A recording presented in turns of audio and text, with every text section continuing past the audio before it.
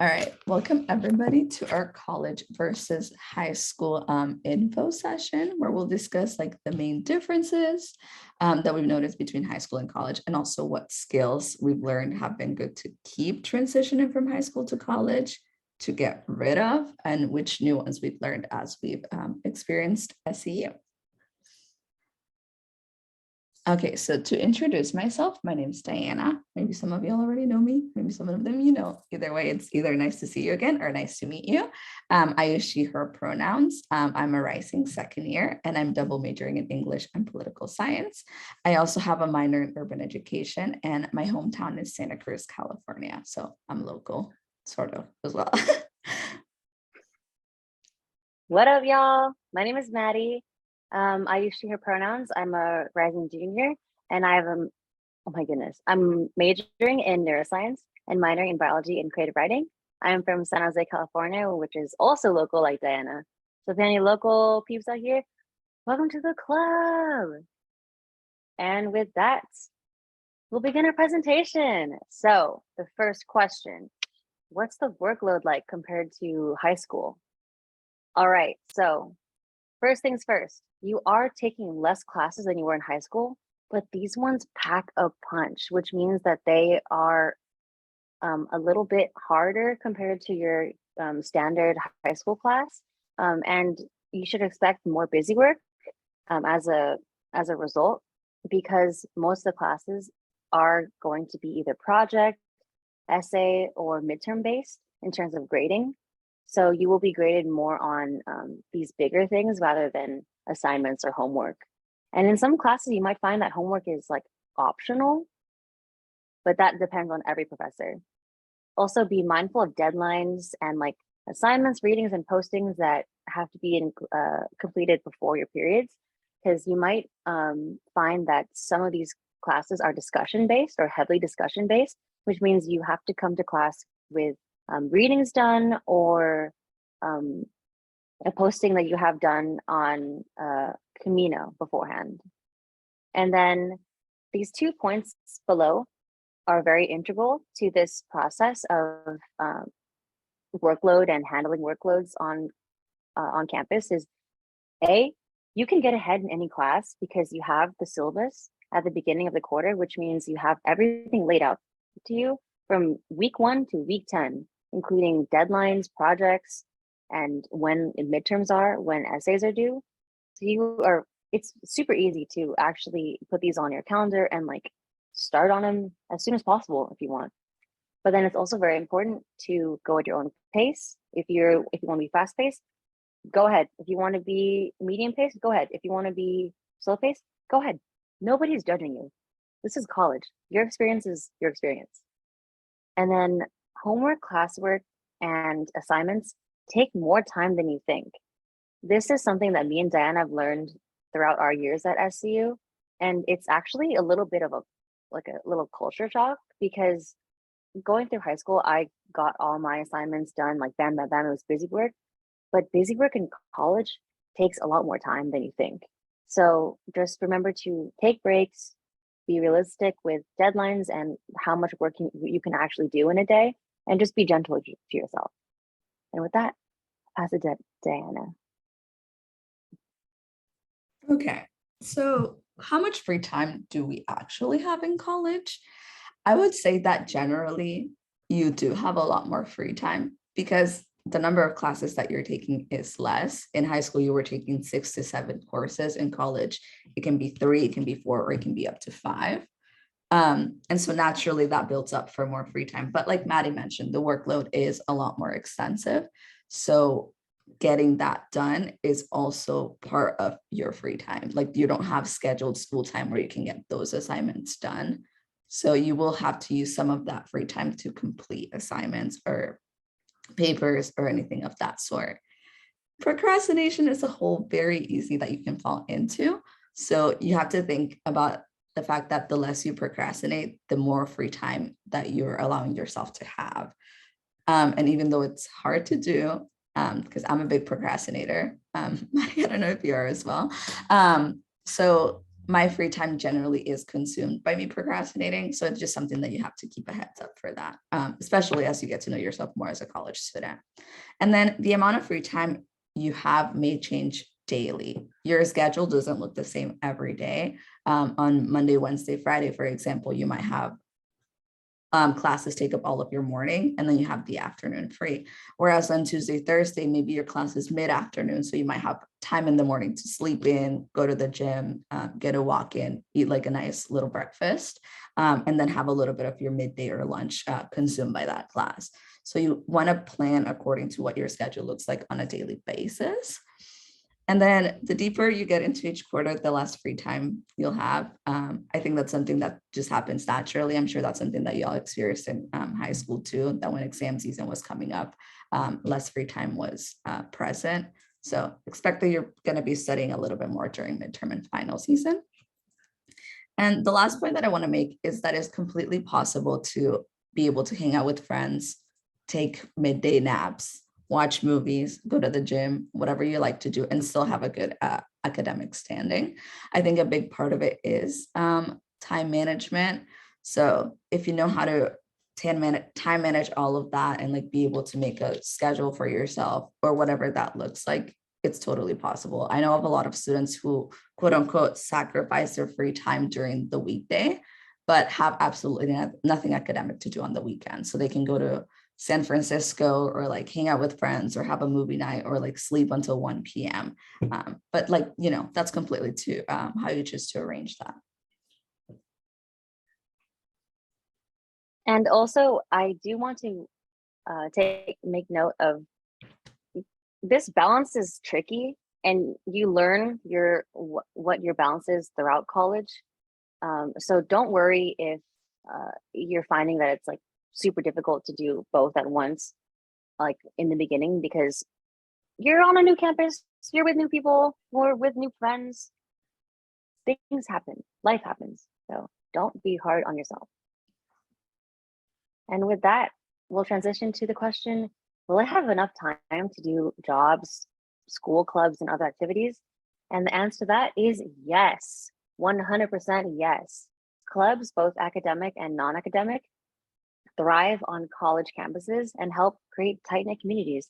I've actually found most of my close friends through my culture clubs and my jobs. So it's been lovely. The foundation of college is based on academics. However, there are so many opportunities for you to like branch out and find yourself. And so I would implore you to do so.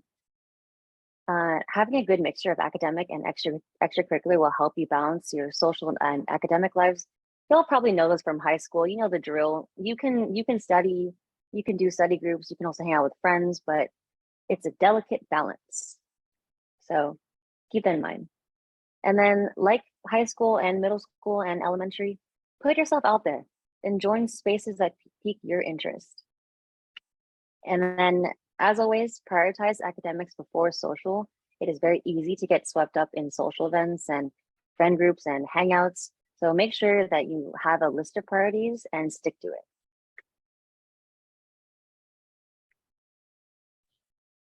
Okay, so addressing another type of balance related question, what is the responsibility and freedom balance like in college?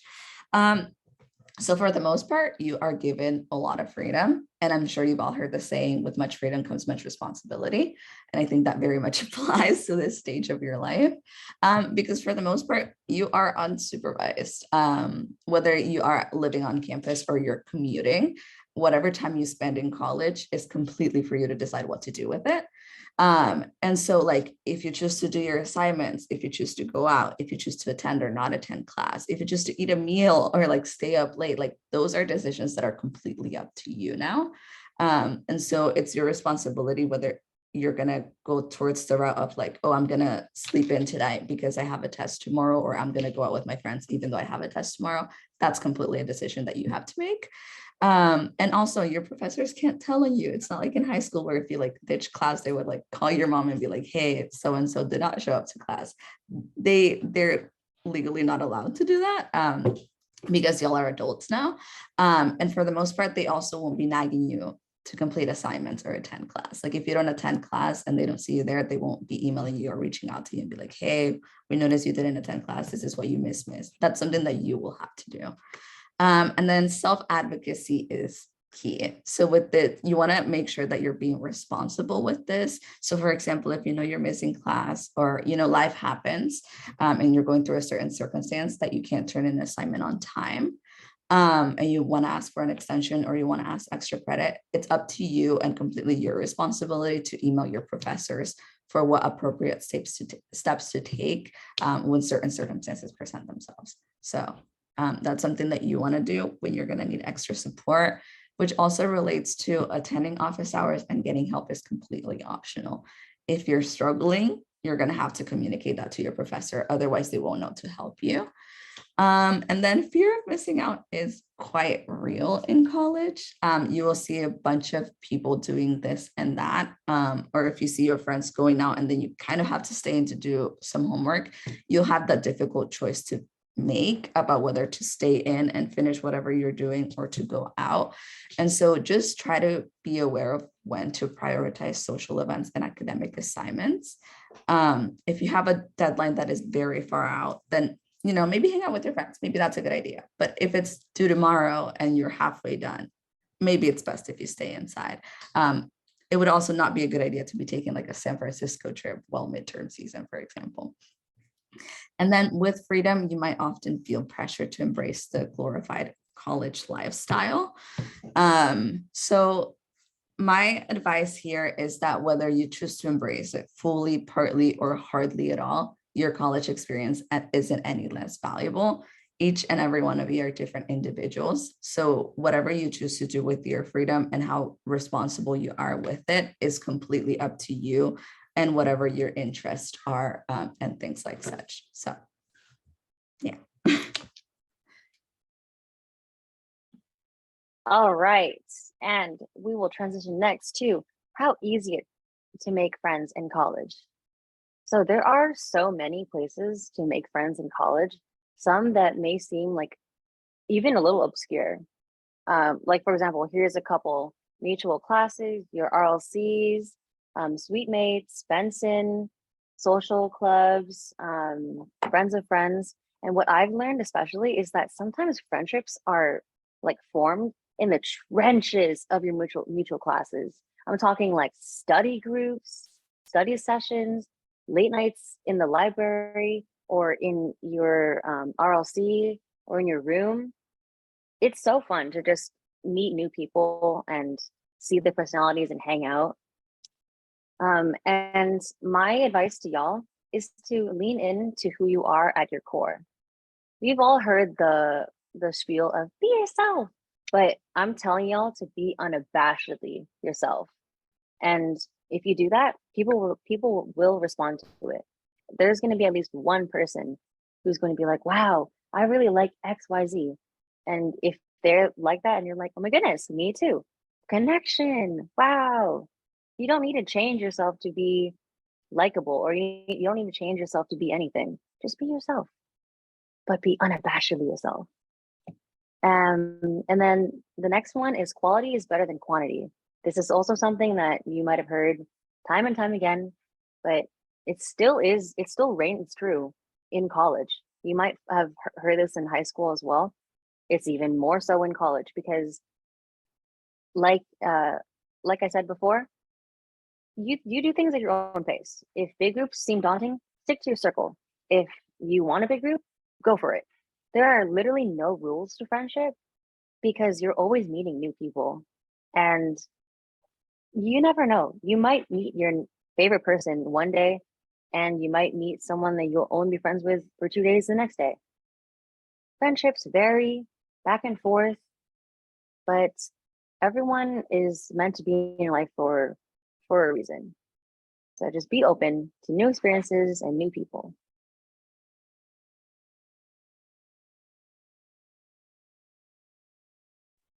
Okay, So, what does a support system look like in college? And like, how do we build one and how do we practice self-care?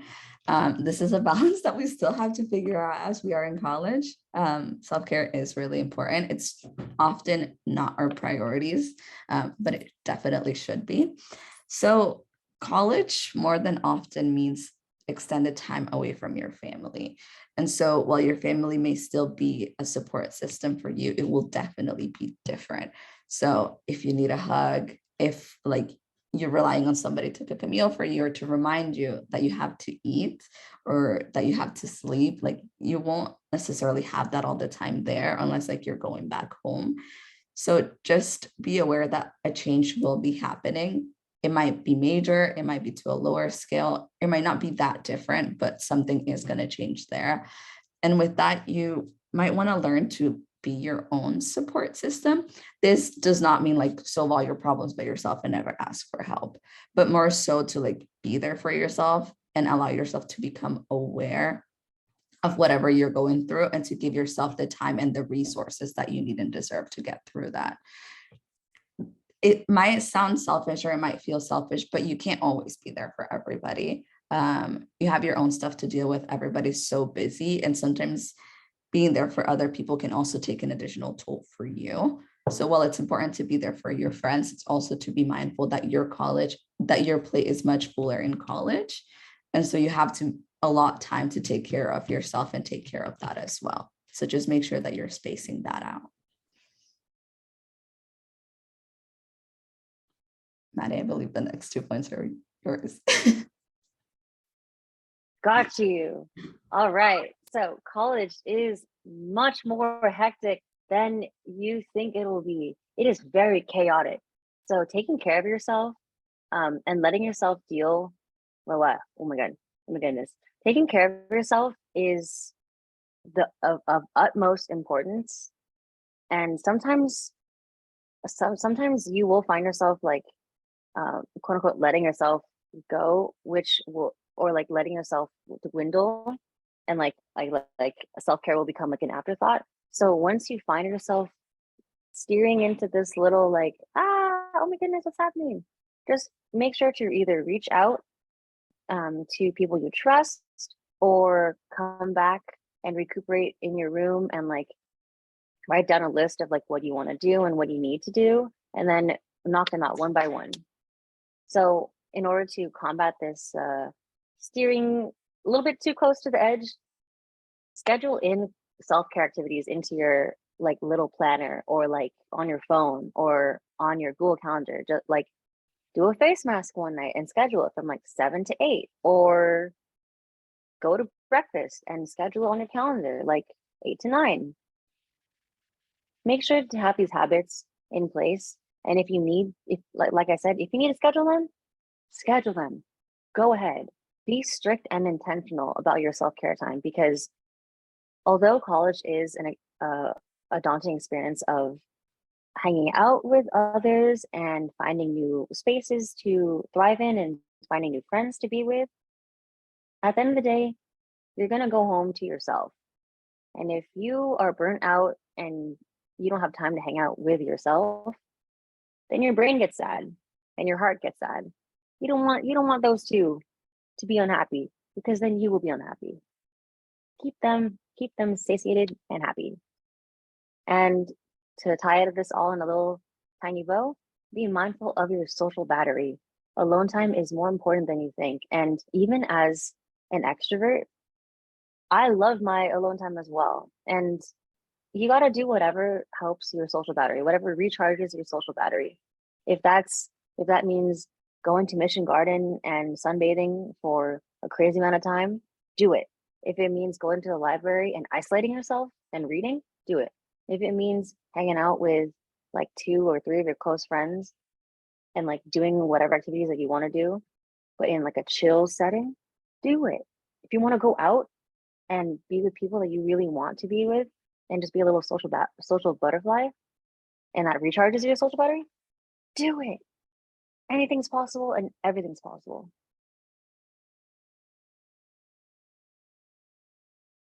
All right, now we will go on to high school. High school skills. This is what we kept, and this is what we discarded. So I'll start off with what we kept, and then Diana will go over what we discarded. What we kept. All right. Work on study habits that work for you. Your study habits may be very different from others, and that's okay. You have to build on your collaborative skills in college because there are going to be group essays, there are going to be group projects, and there's always going to be that, like, turn to your partner and do XYZ. So keep in mind that everybody's going through college, everybody is a little bit stressed, so make things a little bit easier for yourself and just collaborate. Valuing the benefits of feedback is also a lovely, lovely lesson that you need to learn. This is integral in college because you will submit assignments or essays for finals and then receive feedback. It is up to you to how you want to interpret the feedback, but the main goal here is we want you to value every single piece because these professors want to just help you. Taking reading notes is also very important as well, because if you take reading notes, then you'll able to absorb information faster and easier, and then you'll be set for any quizzes or finals that may come by, which they will come by. This also ties into identifying main points of lessons and readings because, like I said, they will pop up again because you're constantly learning new things, and especially in the quarter system, things go fast. So keep that in mind. And then this also relates to the study habits, but be mindful of what environments work best for you, studying and working. If you need a quiet space, go to the quiet space. If you need a loud setting like Benson cafeteria or your RLC common space, go ahead. Always do what you are most comfortable doing. Don't go somewhere where, like, oh, your friend is going to the library, but you work best in the gardens. Don't make that sacrifice. Go to where you want to go, especially when it comes to academia. Organization is key, y'all. Organization in your planners, in your life, and in your room will definitely help you feel a lot more sane in your brain and in your academic life. If you're organized, nothing will slip by. And then at the end of a long day, you should reward yourself. You finished a day of college. Yay! You finished a week of college. Yay! So if that means reading that book that you've been saving for a couple days, or hanging out with that friend that you've been putting off for a while, do it. College is stressful, yes, but there are also some amazing times in college. So be kind to yourself. Okay. And in terms of what we discarded, one of the things that we both already touched on is relying on teachers for reminders and accountability. They won't be particularly reminding you when there's a deadline coming up or holding you accountable for not turning in an assignment or having a low attendance rate. So you just want to make sure that the person that you're relying on to complete all of that is yourself. So, like, being aware of deadlines. If you didn't attend class, letting your professor know and be like, hey, I did not attend class this day. Is there any way I could get the notes? And then, awaiting further instructions to see what's going to happen. Because also every professor works differently. So while some professors might be like, oh yeah, like, come into my office and I'll give you a rundown of what we went through class. Some professors might be like, you're going to have to get notes from a classmate in class. So this is where building friendships with people in your class comes really in handy. And also, we discarded the expectations of having detailed teacher designated structures to complete assignments.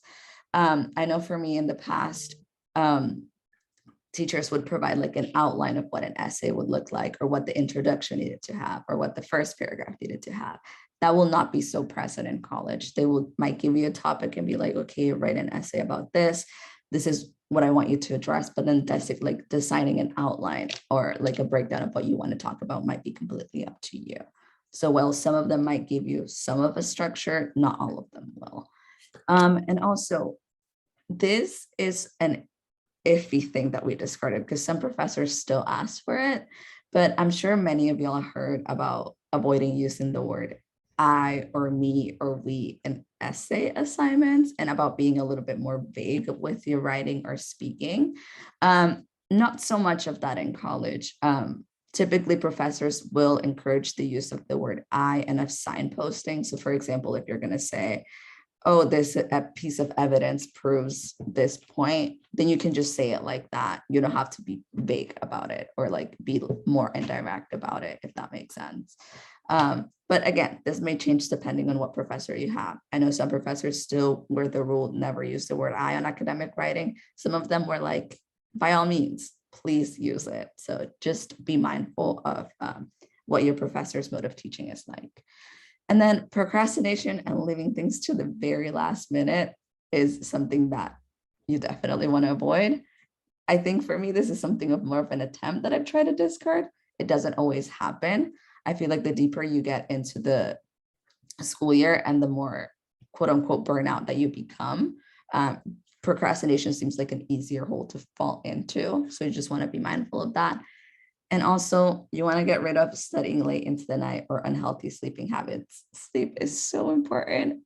We don't always notice it, but it really is. And you have some free time during the day, so make sure that you're making use of that in order to complete your assignments so you can have a good sleeping and rest time. And we can go to the new skills. So what new skills did we learn in college that were not necessarily present in high school? One of them was adapting to your professors and their mode of instruction. You might often encounter the phrase, you are writing for your professor. So for example, your style of writing might be very particular to you. Some of that style of writing needs to be adjusted to Professor A, then it needs to be adjusted to Professor B, then it needs to be adjusted to Professor C. Sometimes they're very particular about the type of assignments or the type of work that they want to be turned in. So it really is about adapting to that and to whatever mode of instruction they provide. They won't all be the same. And I know it seems very daunting, but it's definitely very possible to adapt. And then sometimes you'll have to prioritize completing some assignments over others, whether this is within the same class, whether this is between different classes. Sometimes you won't have the time to complete all of them. If there's one assignment that is worth more of your grade than another, then do the one that's worth more. Like that one will kind of have more of a final say than the other one. It's daunting to think about this. For me, it was daunting to think about this, to like not have to complete some assignments, but you'll be okay. It'll work out. It'll work out. It won't always happen, but when it's present and you're really busy, this is something that you might want to think about. Hey, next up, you cannot do everything yourself. It is super important to ask for help when you need it. And this is a lesson that I personally am still learning, a junior in college. So this is something that like is not a lesson that like you could just like soak in like right away and boom, oh okay, I have it. So it's okay to have a journey of like learning how to ask for help. And if you know how to ask for help already, kudos to you. That is lovely, and keep on keeping on. But to those who think that they could do everything themselves and don't want to ask for help, don't worry, y'all. College is there to a little bit make or break us, and we want to make it. And in order to do so, you gotta ask for help. Ask your friend for notes if you have to. Ask your professor for help during office hours. You gotta advocate for yourself, as Dayana said. Next up, in college, you must redefine your idea of what smart actually is, because you have to keep in mind that we all got into the same university, which means that we all are at SCU level of academia. So it's unfair to think of yourself as not smart when everyone is smart, or the vice versa of it's unfair to think that you are the smartest and everyone else isn't, because Everybody is. Point blank, period. Everybody is smart. It's just different levels of experience in each school or in each major.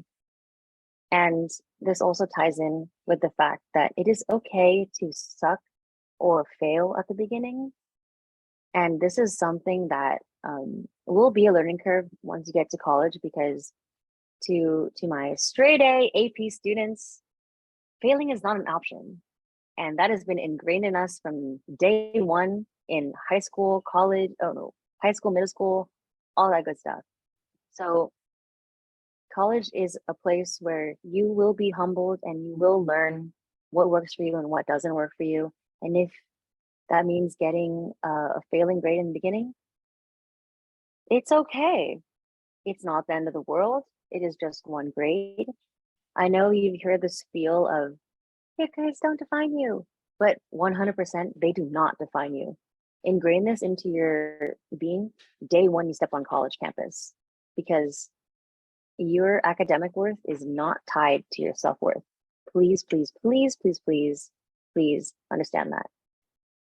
All right, your turn.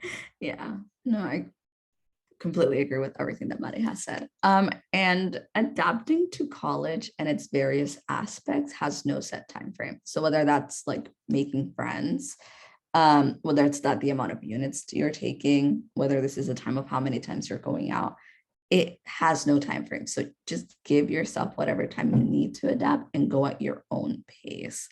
Like we've very much stressed during this session, your journey is completely your journey. And wherever you are in your journey of college is wherever you are, because that makes sense to you. So just make sure that you're not sort of comparing, oh, like this person already has said number of friends and I only have said number of friends. It does not matter.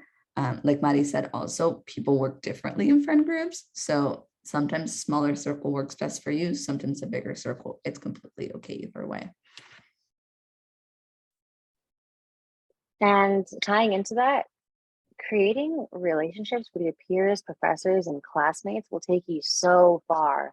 I actually have a little rule in my for myself when I stepped onto SCU's campus, was I was going to make a pal in every single class that I had, just for number one, funsies, and number two, having a class pal is so fun, because not only do you have someone to bond with, but you also have someone to look to if like one of you is missing class, or one of you needs notes, or one of you needs a study buddy. Creating that bond with your peers is so integral. And also, since SCU is a small campus, it's even easier to create relationships with professors. Like talking to professor after class, or talking to your professor during class will build a repertoire with between you and your professor. And that is key to getting help in terms of like extensions or extra help outside of class, or opportunities like internships or research positions in the future. You never know where this relationship can take you, because there's professors have an abundance of knowledge and opportunities. So you never know. And then tying into that, take advantage of the resources and opportunities that are available to you. This doesn't mean take advantage of every single one, but when opportunities are given to you, why not try them out? You never know what can happen in college. You never know where you can end up. You can end up doing like XYZ opportunity and changing your major. Wow, crazy. It may seem insane right now, but your future self will thank you for it. So who knows? Try things out. That's all college is about. And also tying into that, like we've mentioned, self-advocacy is necessary for obtaining help. So while some help will be offered to you various amount of times, the majority part has to come from you asking for that help in order to obtain it. So just make sure that you're being self-advocates for yourself whenever you need help, whether that's in an academic setting, personally, mentally, emotionally, wherever that comes from. And also setting boundaries aids with self-care, and taking time for yourself doesn't mean that you're neglecting friendships or relationships. Sometimes setting boundaries might look like, I think one rule that I had for myself was like, eating time is completely and strictly eating time. I will not be doing work during my eating time. And so that was always something that helped me out. And it sort of like sets those boundaries that you have certain activities that are primarily for self-care purposes, and that's totally fine. And same thing when you're taking time for yourself, like say you need a day to just completely be alone in your room, you're not saying no to your friendships or anything of that sort. You're just taking important steps towards your self-care. And also give yourself attainable and realistic goals. College assignments and work is a lot more time consuming and energy consuming. So if you're only able to do one assignment a day, that's completely fine. Don't be hard on yourself. And I And believe, with that, go ahead, Maddie. go. With that, we've reached the Q&A time. So I'm going to stop